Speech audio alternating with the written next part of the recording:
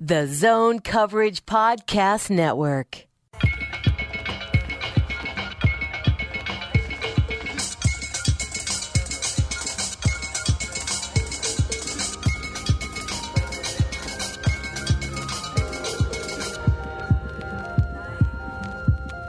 Hockey. We're live. Wolves Wired podcast. We're talking about hockey. You guys missed it. We were talking about Fight Puck. We're not going to do that here. We're recording as Game 3 of the Western Conference Finals are taking place in Golden State. We're going to talk about the playoffs a little bit. We're going to talk about, we're going to answer some, I guess, mailbag questions, kind of an impromptu send us questions session on Twitter. But first, we're going to talk about some, my fingers are up in the air, rumors surrounding Karl-Anthony Towns. They are well-founded, sir. They are well-founded. Get out. Well-founded. You have to leave. Towns is gone! He's gone! I'm pretty sure. I'm pretty sure, like, Whoa. all, like Dane, Tim, and I all like publicly ridiculed this when it happened. Yeah. I didn't even want to talk about it. I mean, no, we seriously went from, like, let's not talk about it to I was telling you guys, insisting, I'm like, you have to set the record straight. People are freaking out on Twitter. And we have Booker tweeting, and we have Levine. And Levine's tweet is amazing. To your credit, after I wrote the everybody calm down, he's not getting traded article, I got like 12 comments that just said thank you. It's all so stupid. So, like, for those that may not be aware of what happened, Zach Lowe and Brian Windhorst of ESPN had a podcast where they were talking about mostly the playoffs, and they were talking about the Celtics at the time, and at some point, Brian Windhorst brought up some reported tension between Towns and the organization. Zach Lowe then brought up a older podcast from local reporter Darren Wolfson. I'm going to actually stop you there because it's Windhorst didn't report anything. No, I'm not saying you report. Did I say you reported? Yeah, you said Windhorst brought up some internal disagreement there, and I think what the issue is the core of this thing spreading is that it came from a flimsy initial source, and it was a flimsy podcast conversation that wasn't a legitimate report. It was just talking about whispers of discontent within the front office, and that's not a thing. And it's unfortunate that two people as big as Zach Lowe and Brian Windhorst grabbed onto that and used the term report when they were talking about it. And then Zach Lowe's name becomes attached to it. But I think it's very important that the element of this that is the report is not, in fact, a report. No. And I'd love to hear Windhorst's actual comments. I haven't gone back and listened to the podcast. Exact quote. But, the exact quote is, has anybody noticed what's going on in Minnesota with Karl-Anthony Towns and that organization? And then Zach Lowe more or less brought up Darren Wolfson and talked about his gut feeling about something happening. But it was all based off a Darren Wolfson podcast. Right. That's all it was. And even after all that happened, Darren Wolfson went on Twitter and said word for word, it's not even a story. It was just fun banter. I think here's the issue, though.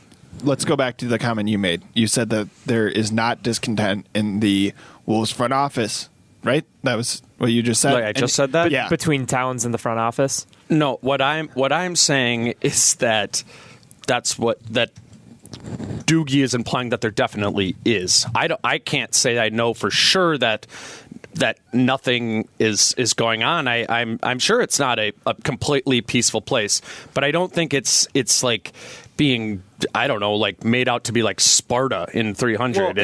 Well, computers through Windows, but so there weren't computers in 300. Okay, you're so right. the only reason that the word trade came up is because, and this isn't really anybody's fault other than maybe some, I don't want to call it lazy, but just kind of just some off wording between Lowe and Windhorst, who, for the record, I don't think it needs to be prefaced with this, but they're both really good at their jobs. Right, and if people took what we were saying, like on every one of our podcasts and parts of the words, right, like we literally don't have the opportunity to edit ourselves, right, like and rephrase things. But so that happens. They followed up and they started saying like, well, what if you offer Kyrie Irving for Karl-Anthony Towns, et cetera, et cetera. Windhorst eventually went on to say this is unrealistic, et cetera, et cetera. And then they moved on because it was just this small little thing. But the second Zach Lowe said it's not in a good place right now internally. Again, basing this off of a Darren Wolfson podcast, because he didn't sound like he was using any of his own sources, which he's a well-sourced guy. It just spread like wildfire. Like you said, Tom, Devin Booker commented, threw some old picture of Towns wearing a Devin Booker jersey from last year. Zach LaVine jumped on and I think used like Microsoft Paint or something. I don't know. That was really funny. That was quality. Yeah, it was very Paint quality. And I mean, I think what this is it's such an abhorrent idea to people, as it should be. Towns is your franchise player, and people in Minnesota are used to seeing good players get good and go somewhere else, right? Yeah, but it's like, sure, that's happened a bunch, but we need to understand that Karl-Anthony Towns isn't even into his second contract in the NBA. That is unfounded to even start having like a conversation that a trade is a possibility. So you're totally right, but I think people are coming to the discontent conclusion because his favorite coach is gone, right? And that Tibbs kind of came out. It's normal. You're getting guys out of the front office, right? And he, unsurprisingly, is like, I want more control. We're going to have less people here. So I think that's where that comes So I've seen some people comment that some people, as in I think us, were latching onto the everybody calm down, Towns isn't getting traded bit, rather than focusing in on what if there is discontent between Towns and the organization, which would be an ongoing problem.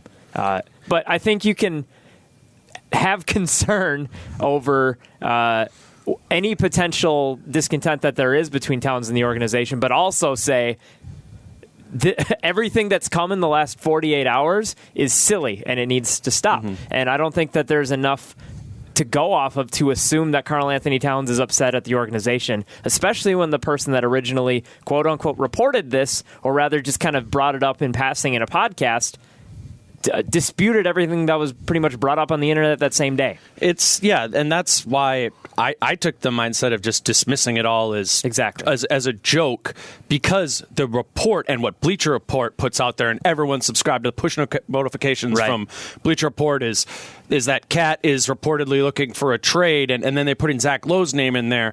I was just saying, let's take all that crap and throw it in the garbage and burn it. It really is like a telephone. It's like a game of telephone, right? But my reason for throwing that away is not saying that no part of that is accurate. There could be disagreements going on in there, but we are smart enough, or we have the ability to discuss these complexities and write another article or have another report by somebody like Zach Lowe or whatever. Somebody just tweet it that issues can be going on in the front office that have no bearing on a potential Karl-Anthony Towns trade. That those are two separate things, and it was ridiculous that they were looped in. I think not this specifically, but you can tie. This is an organization, especially when your coach is your president, that it should be a tightly run ship. Like there just should it should, and this is what the Wolves have not been for years. And to be fair, if you don't have your house in order, your best players tend to go, yeah, I'm going somewhere else. But I'm guys speaking are super broadly there. I don't think I can think of a single example of a guy as good as Towns still on his rookie deal in line for a max extension ever leaving that same summer ever in the history of the NBA. And we are in an era where that max extension pays so much more than it ever did before. Exactly. It was literally put in place that way so that if you draft well and that player develops over the first contract, that it is nearly impossible for them to not sign their next contract with your team for 5 years. It's the crux of why Andrew Wiggins' next contract is a bummer, but it is also the reason why Karl-Anthony Towns will stay, or will at least sign a 5-year contract to stay here for the next 5 years. Maybe somewhere along that line, stuff goes wild, and he does end up getting moved. The idea that something would happen right now is asinine. The thing that I don't think I talked about on Twitter, I had a couple of angles I thought about with this. Since Tom Thibodeau was hired as coach, president of basketball operations of this team, this media-wise, things do not get out of this front office. We've known that since the draft, since the Butler trade, since all of this stuff, all of the local reporters who were reporting stuff during previous regimes everybody seems to get the news at about the same time. Like this, it's not to the level that, say, the San Antonio Spurs are, which are notoriously, you don't find stuff out about the Spurs internal discussions ever. But pretty much nobody reports stuff that's happening in the Wolves organization accurately at this point. And so for it to come out with this degree of certainty out of nowhere seemed really strange to begin with. Or even more specifically, the only time we're getting stuff like this is in these little bits in podcasts, which aren't probably, for these reporters, sourced well enough for them to just go completely on record. You're not going to go write a story. Like, Zach Lowe's not going to be able to write a big report. Darren Wolfson's not going to be able to write a big report on, like, Karl-Anthony Towns is furious and he wants out. That's not going to come while this team is running things the way that they are. And, Dane, to go off of your point before on just like players on their rookie deals and never leaving. I mean, we can go back to the last time the Timberwolves had a disgruntled big man star. Do you remember when Kevin Love signed that secondary max extension and they were supposedly holding the bigger one for Ricky Rubio and David Kahn was in the front office and things were way worse? Like, I just don't. It's not. Everything that's happened with Karl-Anthony Towns in the last 48 hours is silly. Well, it's like people bringing up the Love deal, people bringing up the KG deal, like or Marbury. This is not that 20 situation. Freaking years ago. Yeah, it's a completely different collectively bargained. You're saying the NBA is different now? It's a completely different CBA. It's a completely different front office. I don't care if the name on the front of the team is the same. This is not that organization. I want to touch on one thing that you brought up, David, and I think it was exposed in this national quote-unquote story, is the fact that the majority of fans are not in tune to the nature of the Timberwolves media relationships and don't know that that's the way that information doesn't get out of the front office easily. So they just see a report and are just like, oh, that's true. Bleacher Report said it.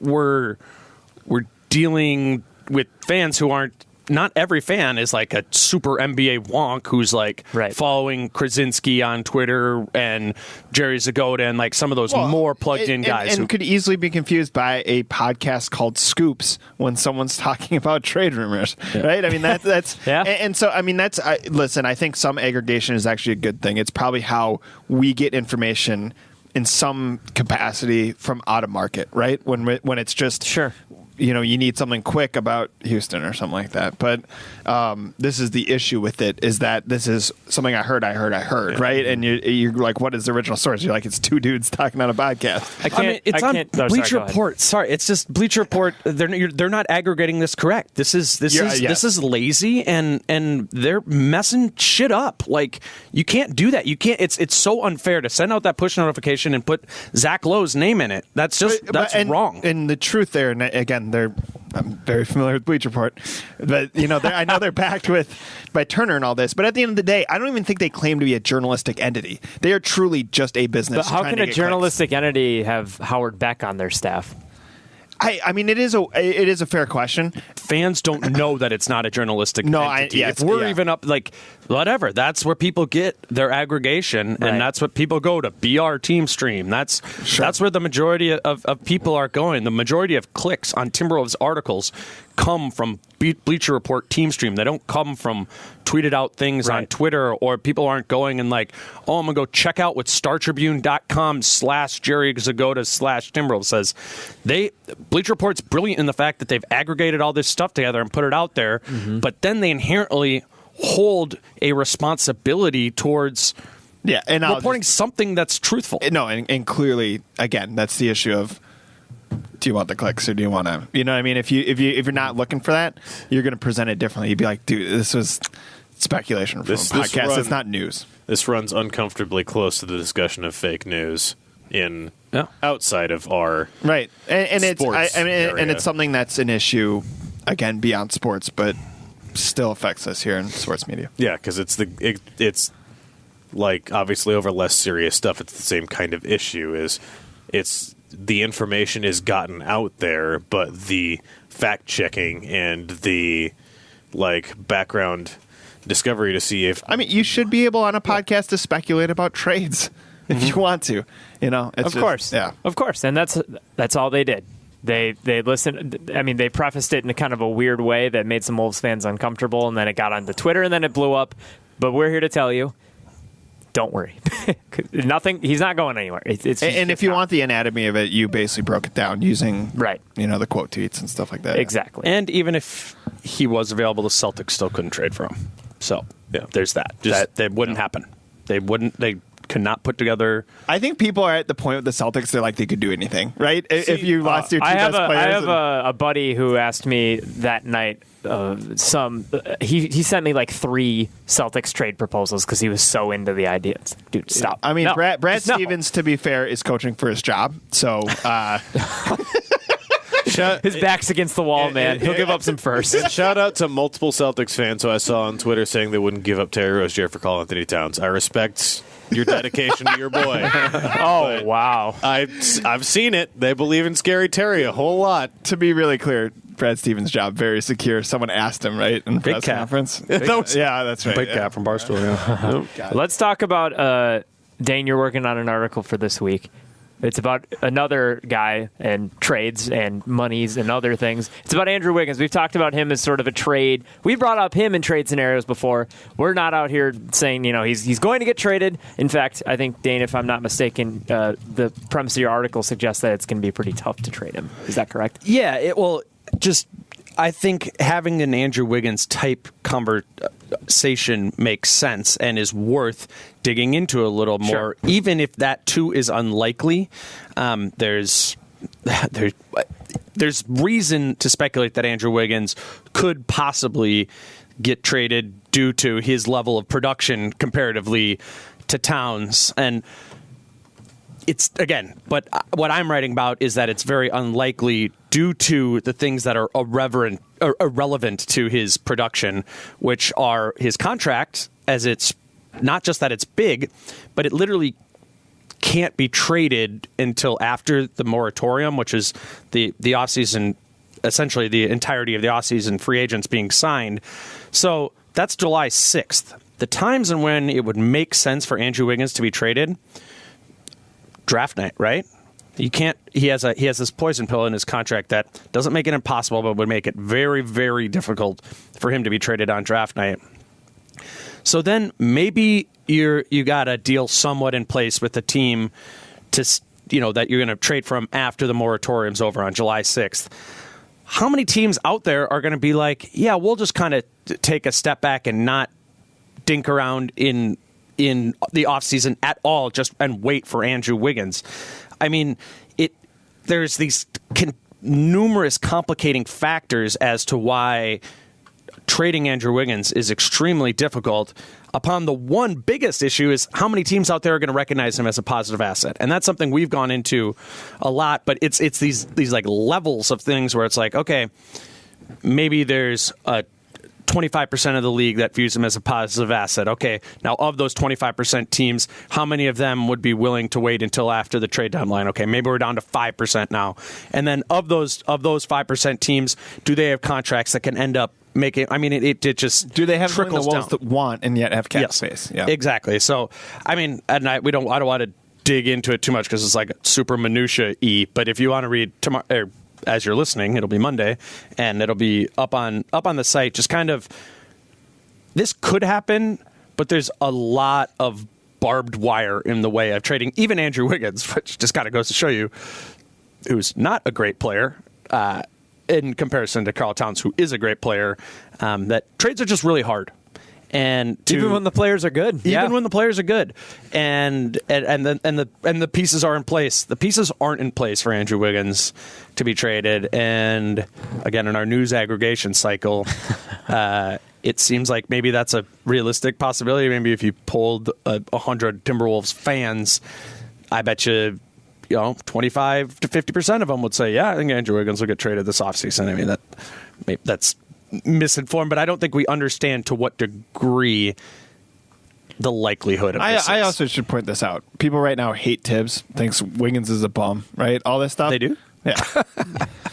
I think that can turn in the first 5 games of Totally. next year. You know what I mean? Totally. And I've cautioned that I think Wiggins, you have to see what he's done. That's fair, but also what he can do. And what he can do is special if he's engaged, all this stuff, right?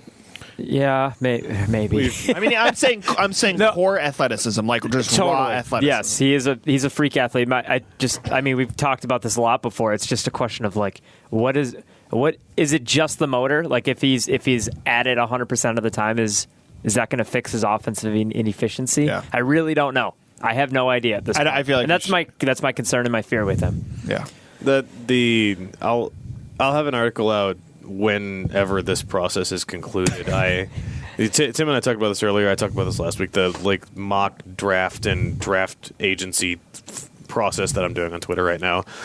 It's been interesting in that trades are inherently hard, as Dane said, and so much of the moves that I and other teams have made have been stuff that are probably a bad idea.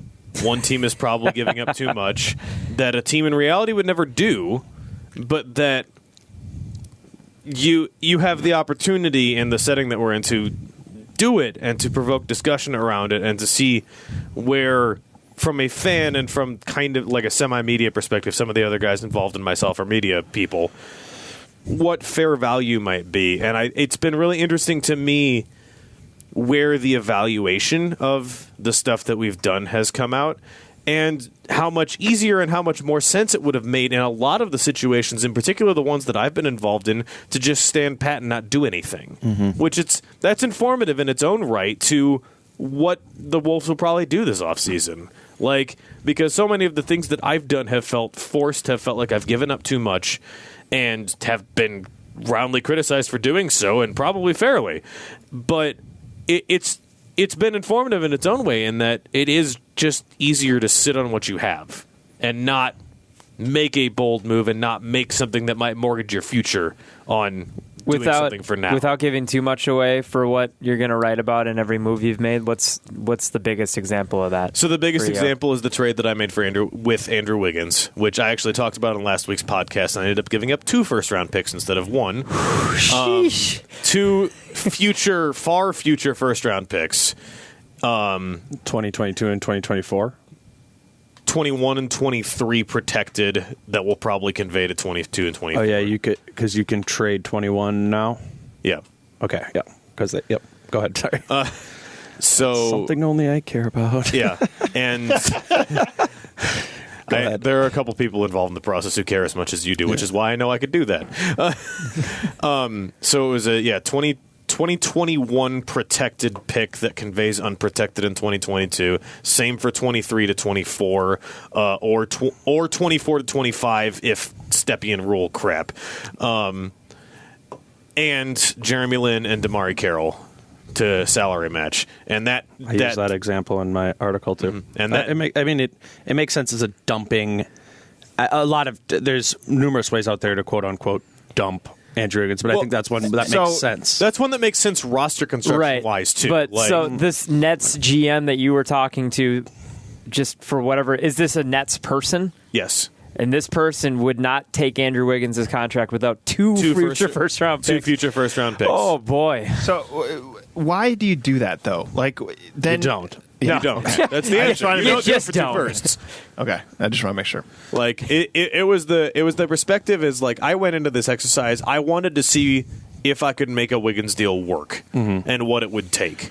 And you're also dealing with media type of people who I'm not saying this in a pejorative sense because I'm also one of those and would function similarly, that really latch on to efficiency and think very simply like wins produced to dollars and ways like that, when in reality, rather than fantasy, is much more goes into it than simple productivity. And as Tom, you alluded to a little bit earlier, is there's this upside there, and even if that's a 5 to 10% chance of happening, it's there. And Jeremy Lin and Damari Carroll it's not. It's not. It's done. It's done. You've gotten off. Done after 2019. They're gone. Yes. Which I mean, and I also wrote this. I don't think that's necessarily stupid. I did it with no first round picks involved in my example, and I think there's an element to that being logical and just saying, okay, do over. We shouldn't have given Andrew Wiggins all this money. But I wouldn't do that because that has no upside. And it's not like it creates you $27 million as cap space, which I think about last week. is another confusion, is that you can't just go out and say, all right, now that Andrew Wiggins and his $27 million is gone, we can go offer that to Kawhi Leonard, and maybe he'd want to come play with Towns. No, the Wolves are never going to have cap space so long as Butler and Towns are on the team. Like, getting another max player is never happening. And so it's just... Unless gambling really happens. Yeah. And, I mean, that's, I guess, the pie in the sky. Or if Towns takes a huge pay cut. That would sure be something. It was a joke, for the record. Yeah. Okay. So, like, that is what that is. And, like, in a roster construction scenario just for 2018-19, I think that Damari Carroll in Wiggins' role in the starting lineup would be a very interesting fit. He's a better shooter from three-point. He needs the ball a lot less. You would have more of your offense, in theory, flow through Jimmy Butler and Karl-Anthony Towns, which is something we wanted all year. Sure. And so there's upside in that sense for that year. That's why I like that fit. And then the other deal that I made today was trading Tyus Jones and a couple of picks for Kyle Kuzma and a couple of picks. Let's be specific on those picks, my friend. Okay. It was Kyle Kuzma and pick 20 this season and pick 31 this season, which I Tyus 20 and 31, which you acquired otherwise, right? In yeah, another 31 deal. I acquired in a deal that dealt Justin Patton because I'm trading away all of the upside. God damn it. Are you sure your last name is Naylor, David? Yeah, right? I've made that joke already once. Okay. For Kyle Kuzma and the 25 pick.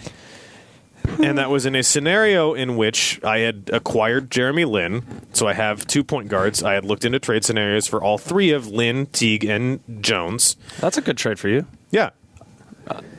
You killed that trade. You're giving up Tyus Jones and a second, essentially, because the first cancel out. And 20 versus 25. Yeah. 20 and 31 for 25.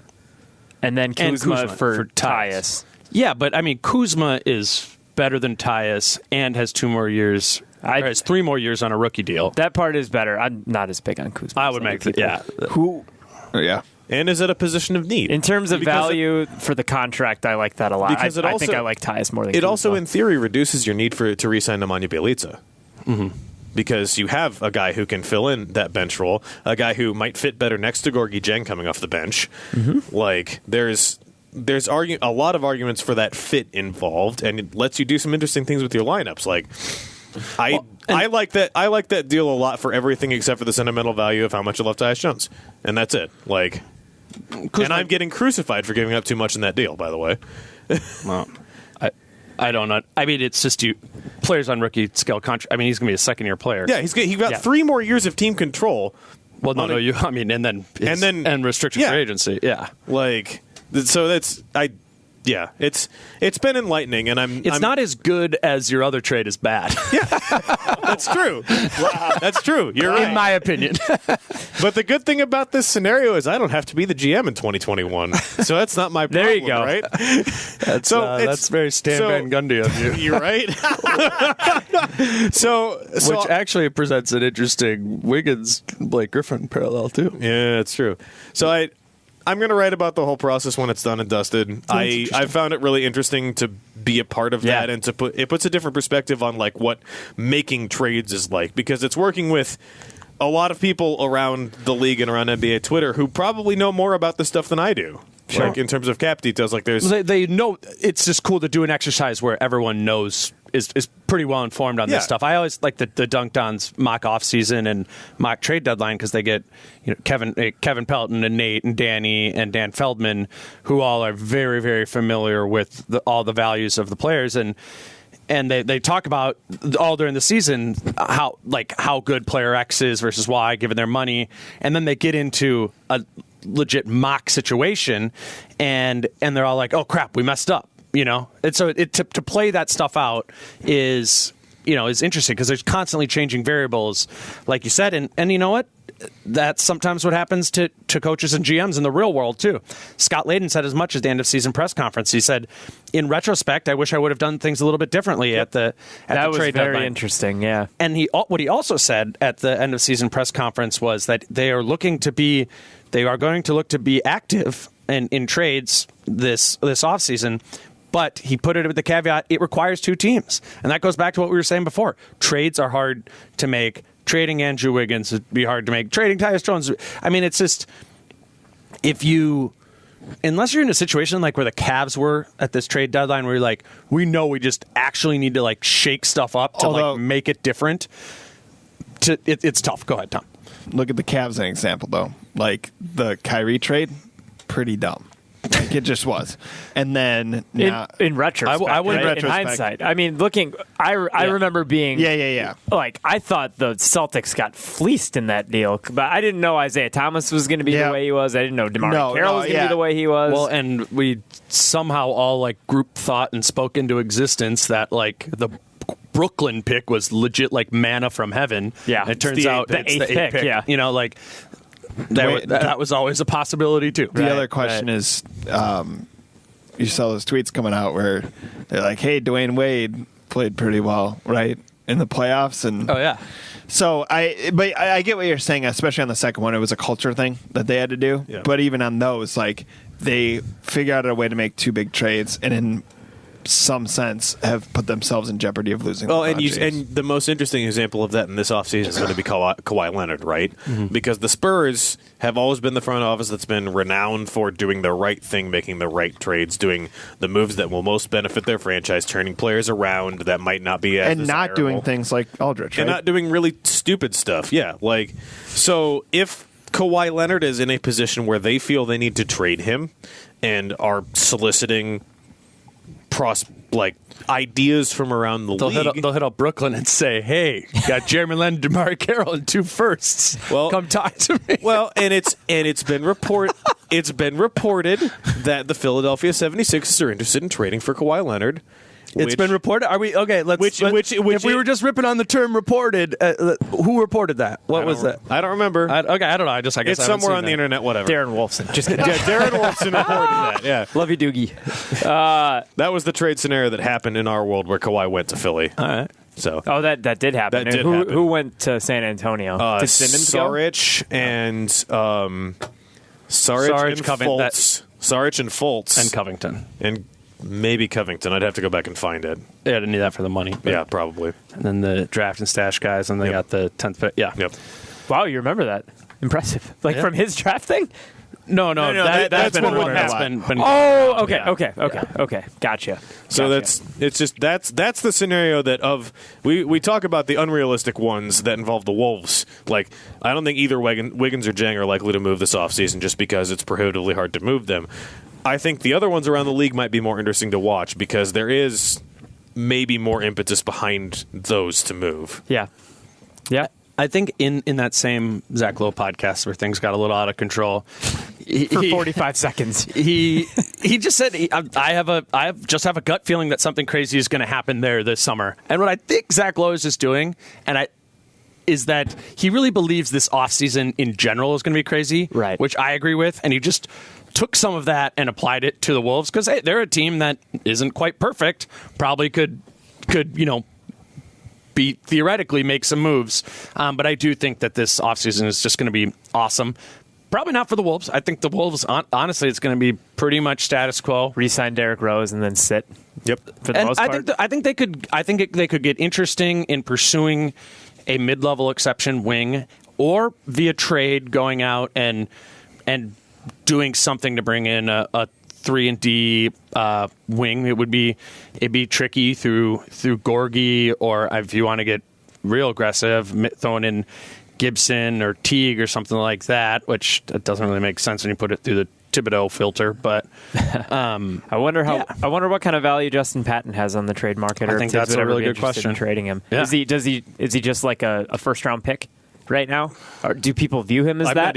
I've heard that they have a year of scouting like on him in the G League? Are people seeing him in pro basketball now? Well, and thinking like, oh, well, maybe I hope so, because I would have serious concerns over his injury history if I was a GM trading for him at this point.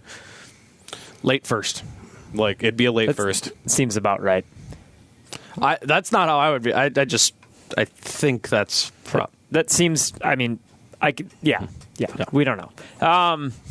Anyway, there's a basketball game going on right now. There are still teams playing, and my computer's lagging. But it's the Houston Rockets and the Golden State Warriors. We want to talk about the playoffs a little bit here. Let's talk about the Cavs and Celtics one, because if people are listening to this on Monday, then because if we talk about Rockets Warriors right now, right, it'll be another game will have already happened. I mean, we should talk about both a little bit. Okay, cool. Let's do it. I love basketball. Do you? I thought you were a baseball fan at this point in the year. Yeah, we could talk about the Diamondback slide or. Well, and it is conveniently halftime of the Rockets. What's the score? 54-43 Warriors at home. So after game one of that series, I thought that the Rockets were just screwed. The Warriors just looked like the ultimate team that the Rockets couldn't stop in a 7-game series. Essentially, the Warriors are able to close out on the Rockets in ways I hadn't seen other teams do it. But then in game 2, the Rockets came out and just looked like their old selves. And now game 3, they're not running away with it. The Warriors aren't, but again, they look like the superior team. Do we still think the Rockets have a good shot at winning this series? Go first, David, or you want me to go? I don't even remember what I picked, but you can just answer what you think right now. I think Golden State's winning the series, and I'm pretty sure I thought Golden State was winning the series before. Okay, let's go into the why. Why? I guess my question is less who do you think is going to win now, and rather have your thoughts on Houston's odds of winning decreased over these, for us now, 2.5 Not really. games? I think it's about what I've expected. Sure. Like, Houston winning one at home, I don't think is that big of a surprise. Mm-hmm. Golden State being really, really good is also not a surprise, I think. And, Game 2 felt abnormally bad from the Warriors in a lot of ways. Houston was very good, and the tuck wagon lineup has been effective for Houston. And, I really have trouble seeing Houston winning one at Oracle. I think that's the biggest thing that it comes down to for me. So, that Game 1 loss could be huge for Houston, but it's like this feels like a series that Golden State is traditionally a very, very good home team, and they've looked good to this point in Game 3. I really have trouble seeing Houston winning this series, which is what I thought to begin with. I think they could win. I think what game 2 showed us is that playing with pace by the Rockets really helped them. I don't know if that was necessarily a strategy going in right away, but Golden State had a few turnovers, actually 3 right in the first 3 minutes of the game, where they just made an errant pass out of bounds. And what I thought was really interesting is Chris Paul sprinted to the out of bounds, took the ball from the ref, got it in, and got the ball moving up the floor quickly. And it just started. It started getting the Rockets to go. And a lot of times we talk about in the playoffs is so-and-so engaged? Is this team engaged? And what happened in that Game 2 is the first quarter, even the first 6 minutes of the first quarter, engaged the role players around Chris Paul and James Harden. And that is what brings them up to Golden State's level. Can we rely on that every game? No. PJ Tucker and Bamute played 51 minutes in the first game and scored 1 point. They need more from those other players. They got it in Game 2. Trevor Ariza is massive for that team. He does not make mistakes, and he had 15 points in the first half of Game 2 after being in devastating foul trouble Game 1. If you get him going, Eric Gordon, I think, hit 6 threes. PJ Tucker is 5 of 6 from 3. When that team plays with pace, it sounds weird to say they don't need Harden and Paul as much as we would think. And wasn't that a conflict in the beginning of the year? Wasn't the conflict like Chris Paul plays slow, James Harden plays well? They do generally play slow. I mean, and they still do. But it just kind of was like that's something they stumbled upon. I think early in that game, and they're like, "Oh, we're getting moving," and that. So is this something that maybe doesn't optimize Houston, but throws the Warriors off. I guess I'm just confused why like pace would work. I know how it does visually or when you broke it down analytically, but how does I just like fundamentally that seems wrong. They just decided like Golden State's defense has been all towards taking away Paul and Harden and siphoning everything towards the role players. And so it seemed like in game 2 they were just like, all right, we got it out of their hands and we got it to the Rockets role players, and then they thought they'd won at that point. But they forgot that those guys can also take advantage in those situations. And by doing that with pace and faster, the Warriors had less time to take advantage of that. We saw really good ball and that's movement. Sustainable over the course of a 7-game series. I mean, I wouldn't pick the Rockets to win anymore, right? I haven't watched any of Game 3 thus far, and I said Golden State before the series, but I did say the Rockets before the playoffs. I think we've seen a lot of good and bad from both of these teams, and it's going to take 7 great games to win the series if you're Houston. Golden State has, I think, more room to fudge things up, and that's why I would pick them. That's my big thing is after game 1, I thought that Golden State could win the series in 4 or 5 games, despite everything that we had talked about during the regular season. I do think both teams are relatively equal in like production, regular season production and efficiency, but head-to-head it looked different. But Mike D'Antoni, that squad really adjusted in game 2, and they just looked like the team that had played in the first 2 rounds of the playoffs. But I think that not just the first half of game 3 as sample size, but I trust Steve Kerr's ability to adapt to a game 2, and I just think that there was sort of a predetermined upper hand for Golden State that if Houston adjusts and does things differently, or if their role players start shooting the ball well or playing well, I trust Golden State to be able to adjust more efficiently. And then, so do you think that adjustment is playing the bigs more, like Looney or Zaza or David West or something, or like I'm not going to go out and say that I know what the adjustment is. I have no idea. I just know that in the past, in the playoffs, whenever Golden State's run into anything, maybe it's never been as good as this Houston team, but they've always been able to adjust, and they've never really looked phased in the playoffs. I think Britt Robson said it really well, one of the last home games of the year. I'm going to pick Golden State until they lose, essentially, in the playoffs. And right now I have my opinion on the Rockets hasn't changed too much, but I think my opinion of the Warriors has grown.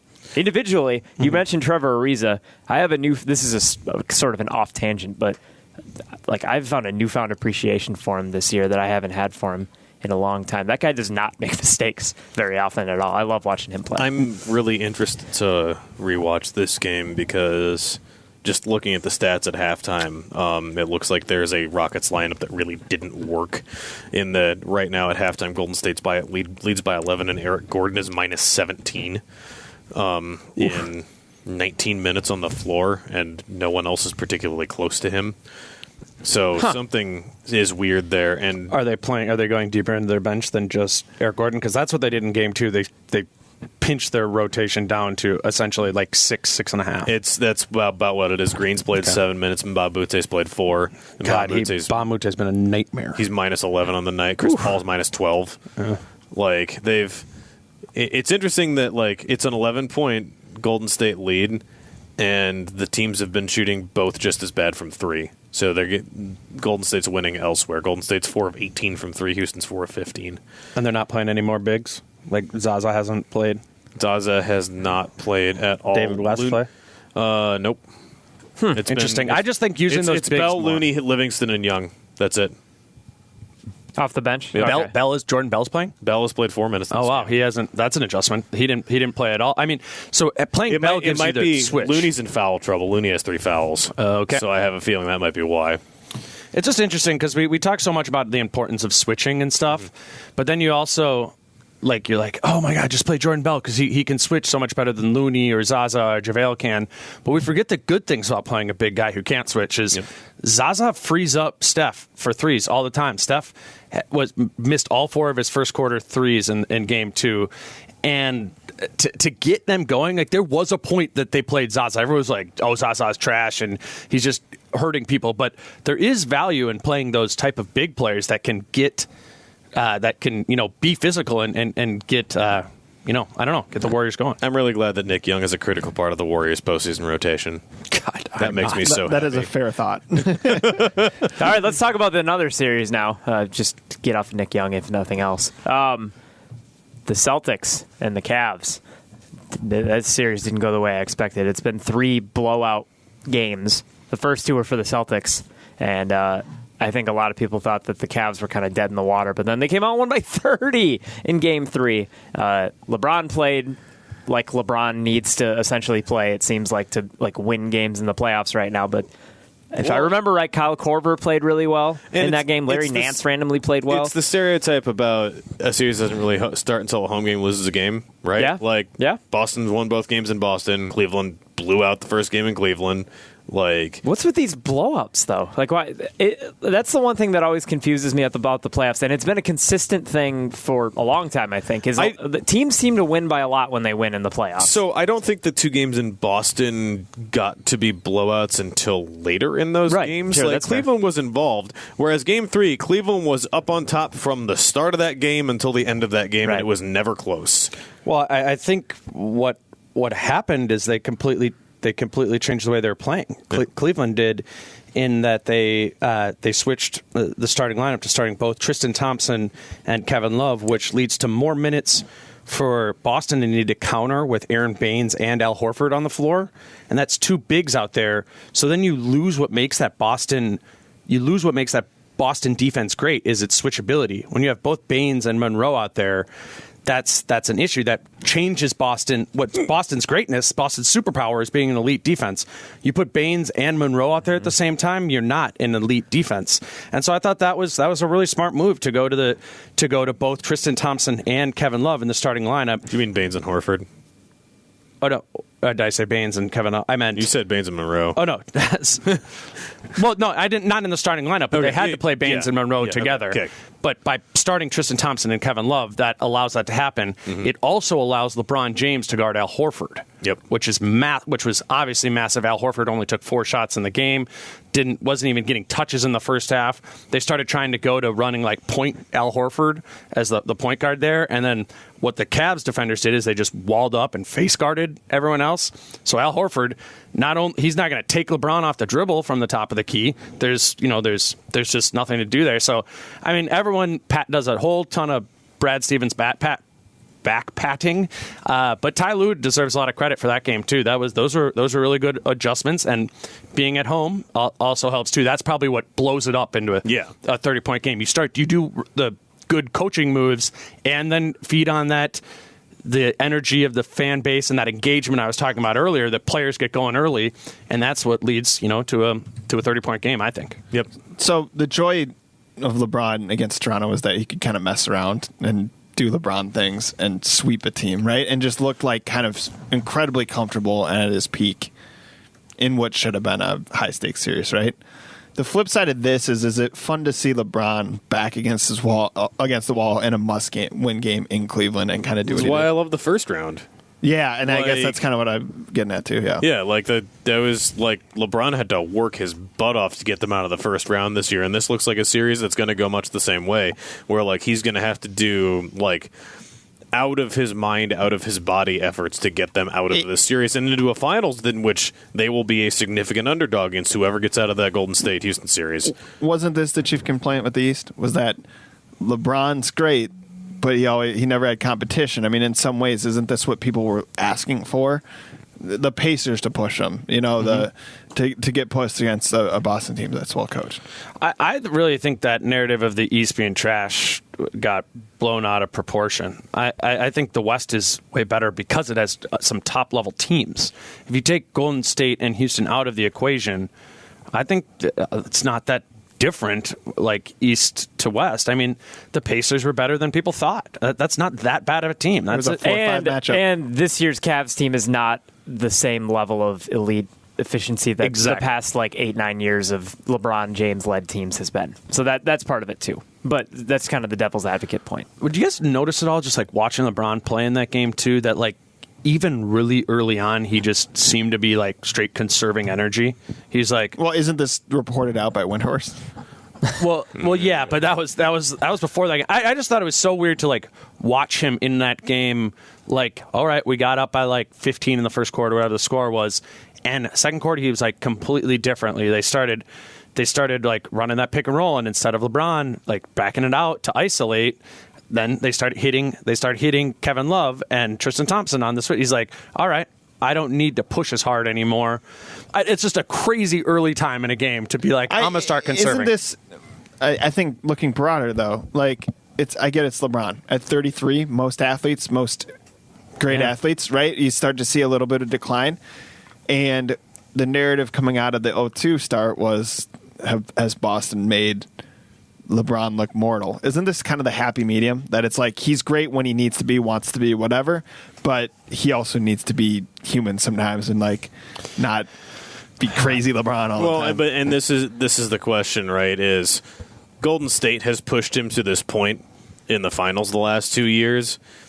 He's getting pushed to the point where he's got to conserve like this in the Eastern Conference Finals. And the fact that he's acknowledging it, and I don't know if he has to, though. I think he's just like, this is nice. We're up by 20. Like, second half, like, he was legit, like, looking up at the scoreboard, checking to see if they're up by enough so he doesn't have to play in the fourth quarter. Like, that, I don't know. It seems to be, like, it's because there's a longer road to go. I guess, yeah. Like, Maybe that does suggest he has to, though. Like, Maybe, if he's looking up at the clock thinking, are we up by enough? Can I chill? Am I all right? Maybe that signals that he does need to take it. because one of those, this series is going to go at least 6 games if they're going to win. That's kind of, to Naylor's point, like, I'm curious when. Literally. Right. But I'm curious. They got to win this one in Cleveland, right? To go 2-2. I think they have to. In order to go 2-2, yes. When do you get the win in Boston? You know what I mean? That is it's a fun question to ask with LeBron. Yeah. Like in the Eastern Conference bracket. Well, if he's conserving energy, you should do it in Game 5 so you don't got to go to Game 7. Right. I don't know. Those games are going to be awesome. I mean, Boston's home road splits are just like stupid in this play. They're 9-0 at home, and like on the road, like legit bad. Particularly Terry Rozier. It's like it's weird. Yeah. That's scary. Yeah. No, I just the hardest thing is that like as a fuck. Sorry, I can't say that. Oh no, Boss man, family show. Not anymore. No, it's the hardest thing to ask as a media person because people the players and everyone will say. I mean, they'll give a credence to the crowd, but they'll be like, "No, it's fine. It's just a coincidence or whatever." Right? You always get that answer, and it seems like some of especially these younger guys, probably. I really think for like role playing at players, home. I think role players, again, talking about that engagement, it engages you, and that makes a real big difference for a player who's not a primary factor in the offense or the defense. I think that matters. Shoot some mailbag, Tim. Yeah, let's do it. So earlier today we threw out the question on Twitter. Do you have any questions for us? And a lot of people responded. We thank you for that. We're not going to get to everybody today, but we'll try to get a few. This is an interesting one, and maybe one that we're not properly researched for yet, but it kind of goes back to our original conversation surrounding trades. What teams do you think would be possible trade partners for the Wolves this offseason? In other words, have any of you guys come up with any sort of fun trade scenarios, other than the draft day ones, we'll say, or trade ideas in your head? Put your Bill Simmons hat on for a second. Have you guys thought of anything? If not, that's okay too. The one that I kind of like put together I'd used a couple of Toronto. I just tried to like exactly what I was going to say. Tap into that because that seems like everyone's talking about. This gentleman, Jarrett Wolf, mentions C.J. Miles, in fact, on here, for whatever that's worth. Who was the Wolves were reportedly interested in last offseason. I mean, I think, okay, so with Toronto, that's one we talk about a lot. I think what's difficult with Toronto is to make that trade, assuming it's not for Kyle Lowry or DeMar DeRozan, which I think, in my opinion, is a pretty safe assumption if Andrew Wiggins is the outgoing piece. Then we're talking about probably Serge Ibaka or Jonas it has to Valanciunas be as the Ibaka's money deal. for the money of it to make work. So what I took was Serge Ibaka, Norman Powell, OG Anunoby, and a future first for or no first. But I was trying to make something that would definitely happen for the Wolves. That's something that they would definitely want to agree to, right? For Wiggins, and then you also have to put Aldridge's deal in there to make the money of that work. But this is the thing, is that takes back an additional $6 million in money. It works financially because you can make a trade for 125% over, but that's another $5.7 million, and that puts you into the luxury tax. Yep. So it's just a whole other reason why trading Andrew Wiggins is really tough, because you need to if you want to be under the luxury tax, you probably need to take back less money than you send out. And there are significant questions over Ibaka's deal. I forget how many years he has left. 2 years and 45 left. It's ugly, and it does not help you for the offseason of 2019. But if you're trading Wiggins away, it helps you for well, like you've said before, Dane, it doesn't help for any offseason just dumping Wiggins, but I think I'm into it. I think I like that deal for whatever that might be worth. I like OG a lot. And that you actually answered another question that another gentleman had. Is Cole Aldrich still able to be traded? Yes. In fact, I think you can make this is guarantee date, though. So that's June 20th? June 20th. So that's tricky with the draft. It's before the moratorium. I remember that. So if you traded him on draft day, he's still useful. Right? Or wait, when's the draft? No, When's the draft is is like 21st. the 21st. Oh, well, that's It's the day stupid. after. Yeah. It's so That's stupid. All right, well, never That's mind. intentional. That's intentional on his agent's part. Oh, man. So I don't think Cole Aldrich will be moved because There we go. there's not going to be a trade before. They don't need more salary in their outgoing trades. The Wolves. The Wolves do not They need did in that example. Yeah. Okay. Typically, they do not need more outgoing salary in their Yeah. outgoing trades. No, that's true. No, I think Cole, it's a pretty safe assumption that Cole has $7 million left on his deal. Only $2 million of it is guaranteed. My assumption would be that is not guaranteed, and then you can do what's called stretching a contract, and that would spread his money out over over 3 years, the $2 million. Are the over 3 Wolves years. able to stretch? I thought Kevin Martin's stretch was still going. You can do multiple You can do multiple stretches. I was just going to bring that up. I was the gonna fact say, that 'cause he's I still thought- getting paid by the Timberwolves is my favorite thing. I thought this was the last year, and I wasn't sure how multiple stretches were because I knew that was a consideration. It would save them. You could stretch. So he has the $2 million on there, and you could stretch it so it gets down to like 600,000 or 650,000. Which that's the difference between being in the tax and not. That's what I'm saying. That's why that's my assumption. Commonly known as the stretch provision, right? Yes. Yeah. Yay. You use provision, Tom. It's Good good. of you, Tom. Tom's been at the Twins game today, guys. He's dozing off here. It's No, I know. 8:30. I just wanted to be clear on that. No, yeah, And the I'm stretch tired. provision. No, that is good to like when you Yeah. just like start saying things. Yeah. Yeah, right. Got another one. They're too? not physically, Stretch. Oh my god. I mean, I assume they do. That's what basketball players do to warm up for games, right? Like, Kevin Martin's got a limber right now. Kevin Martin's he's been stuck in like the locker room downstairs stretching for the last 3 years. Touch his toes. He's great at yoga now. Anyway, how possible is it that Justin Patton will ever be a starter in the NBA? You want to take that one, Tim? No. I don't think anybody knows yet. That's the thing that with Justin Patton. If I were going off of what I've seen in the G League, and I saw, considering how many games he played, a decent sample size, relatively speaking. And you saw the good things too. Yeah. Like the highlights and stuff too. Well, I watched his first 7 games, then I took a long break until Dane and I went to Des Moines to watch him in person and talk to him and everything.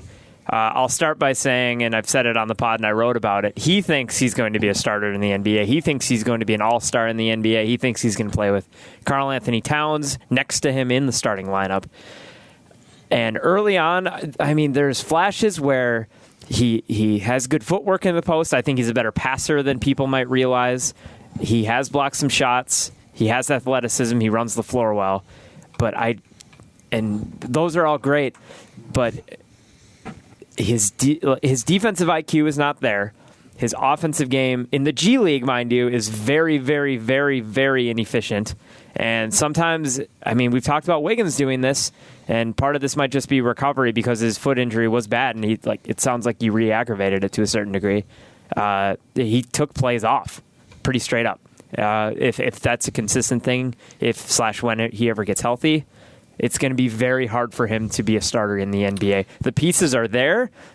Putting it all together is going to be very difficult, in my opinion. Does he need to be, though, right? He just has to be an impact player for that draft or that trade to pan out. Oh, yeah, they got about 13 minutes a game left at the backup center position that he can fill in. Yay! For me, I just think even if he was healthy, like going in, generally speaking, the 16th overall pick in a draft is not the value of a future starter. That usually isn't what that pick turns into. So right. To say that it's like a failure if he doesn't become that, that's irrational expectation. Zach LaVine, which was the kind of the last 14th, yeah, right, 13th, yeah, and that was kind of in everyone's mind as Boz was 14. Flip kind of, and in some ways maybe Boz was kind of that boomer bust guy, right? But I feel like Zach LaVine set an unrealistic standard for the boomer bust teen draft pick, right? Yeah, like, as in the teens. That's a huge part of it, I think, because I mean, we criticize the Wolves front office has been criticized for years, and I mean, rightfully so. They've been awful for a long time, but their mid to late first round picks over the last few years have been decent for the most part. Boz, Zach LaVine, Gorgie Jang. You can go back to Wayne Ellington. I mean, like they've had some good players that have stuck around, and if you look at mid first round picks and teams that have had several of them, there aren't that many teams with solid rotation players in there. So I think that's part of it in terms of people having expectations. The fact that he's 19 and had all this potential, that kind of buzzword, and then the fact that he is such an unknown because he only got 45 seconds of game action and scored. People have been pining to see him on the NBA floor. But, I mean, as we've talked about on here and on Twitter and everywhere else, where the hell was he going to play this year? So the general expectation is below a starter. Factor in 2 foot surgeries, and you factor in the fact that he's a center and the team's best player is also a center. Yep. So it's unlikely if we're setting odds on it. Plus, his development was going to be delayed a little bit because he was like a small dude, right? And played that game, and then grew really quick, and he was supposed to be this guard with the center's body, right? And so I feel like you add all these things you were talking about, the foot surgeries and all this. I mean, it's just kind of delaying. Like, we probably won't know much about him for a very long time. Mm-hmm. And it's a scary thing. I don't know.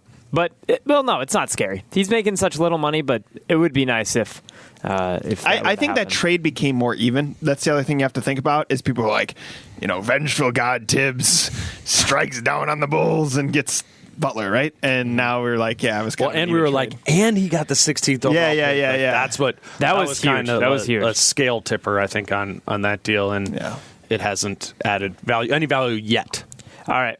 I'm gonna skip a couple because they're strange. One of them's my old college roommate, and one of them's the Celtics fan that likes to throw stupid Celtics trades. Please address Ben and Giles, who asked very important questions. I'm going to Giles right now. Actually, our zone coverage hockey jersey guru. What is your most underrated '90s NBA jersey?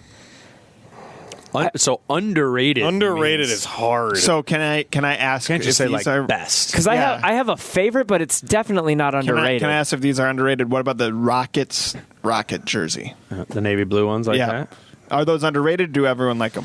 No, I think people know about it. It's got to kind of be like, you got to say one that makes us be like, oh, yeah, that is cool. Yeah, like that's the thing is, like, I can think of several 90s jerseys, but like it'd have to be one I can't think of off the top of my head. If I don't hate the Pistons Grant Hill jersey, does that count? Okay. I do. Especially, do you remember there was a red one?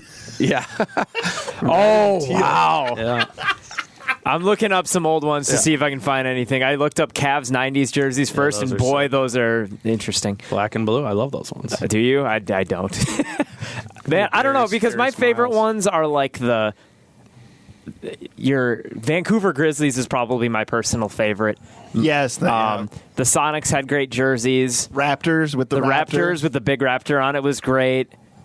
I mean, they were all kind of, there's like a set of jerseys that are kind of the standard and have stayed the same dating back to the 90s. The Lakers, the Spurs, the Bulls, the Knicks. They still have the same type of jerseys.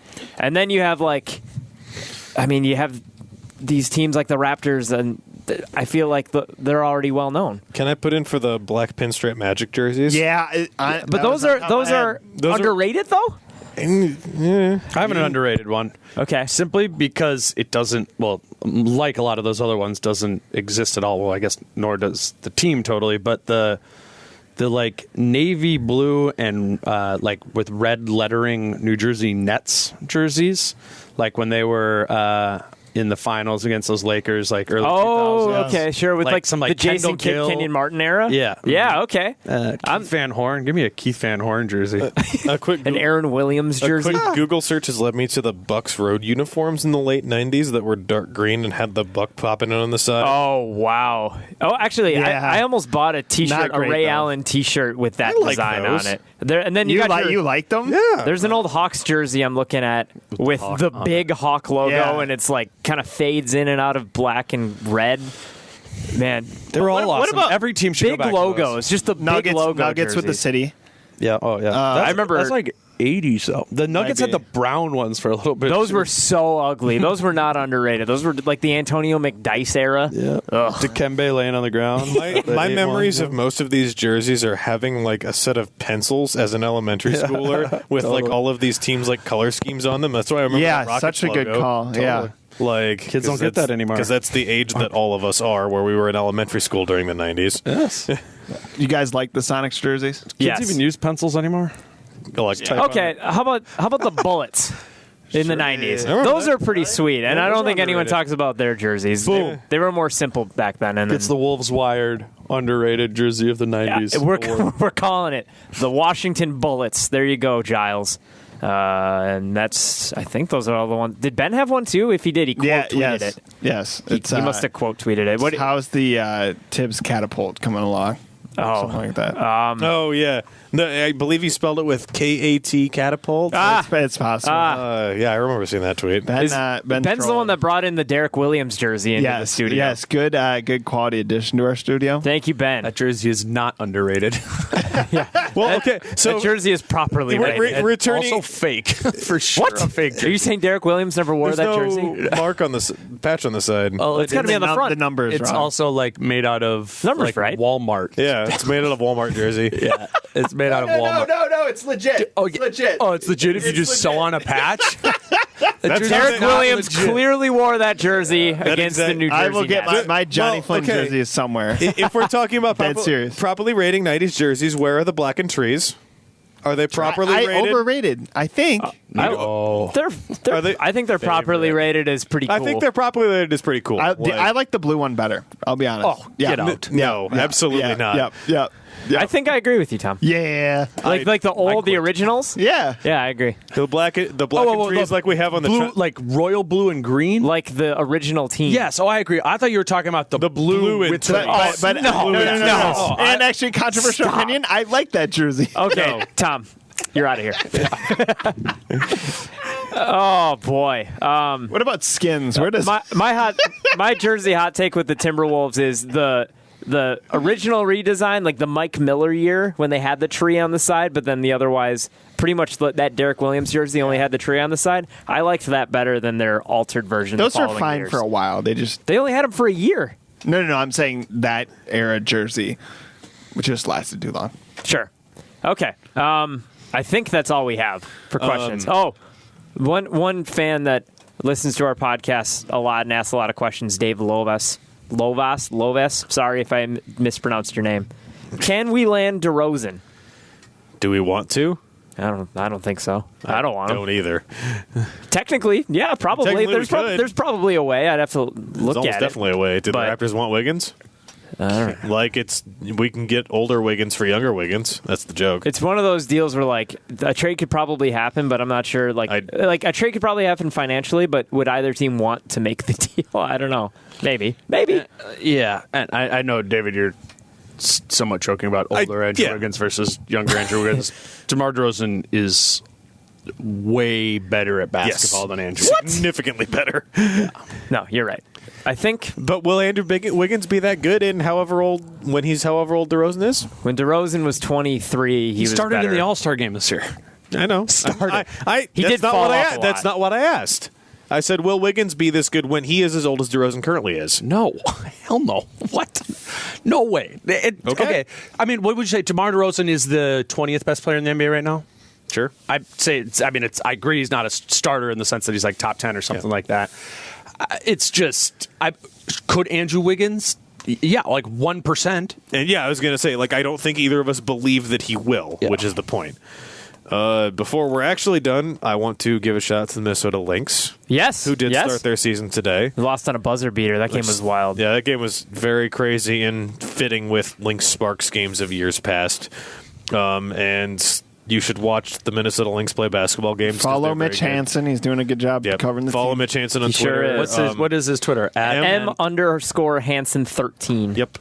She gets a ton of access to Cheryl Reeve, which is really cool, and that it's very kind of her to give zone coverage. I mean, Mitch is like kind of her guy. So that's really cool. Yeah. Absolutely. And the WNBA is super easy to get access to and get into. As in general, WNBA League Pass I've heard is a way better product than aquatic.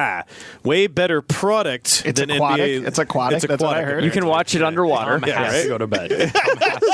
Someone give him a blanket. From what I've heard, it's So cold in it's a way We better. need to get a provision for him to go to bed. It's a way better product than NBA League Pass, and it costs $17 for the entire season. It's pretty cheap.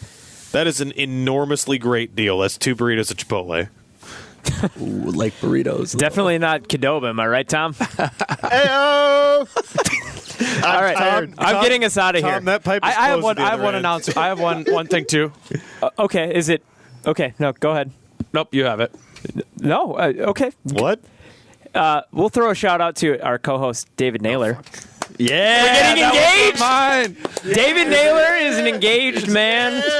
I like how we were in sync. Yeah. There. I We was were like, just oh, like, you know. I thought I'd gotten away with it. I met the fiance last night. She's lovely. We're very happy for you, David. Yep. Shout out to my fiance who will not listen to this podcast. What? She is, however, in your Twitter bio. She is in that my right? Twitter Yeah. bio. That's All true. complaints go to her. So Yeah. if you don't like the trades that he's making on Twitter, Please complain to her. She'll love it. all right. So for the now engaged David Naylor at Prof Cedar. Yeah. Oh boy. Tom Schreier, T Schreier 3, Dane Moore at Dane Moore NBA. I'm Tim Faklis at TIMFAKLIS. This has been another Wolves Wired, and we'll see you next time.